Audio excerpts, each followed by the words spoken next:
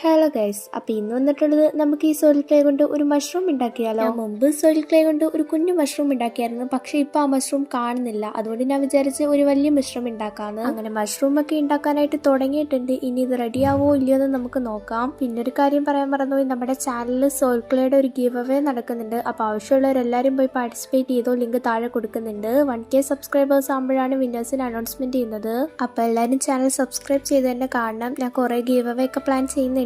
അങ്ങനെ ഏകദേശം soul clay കൊണ്ട് മഷ്റൂമിനെ പോലെ ആക്കി എടുത്തിട്ടുണ്ട്.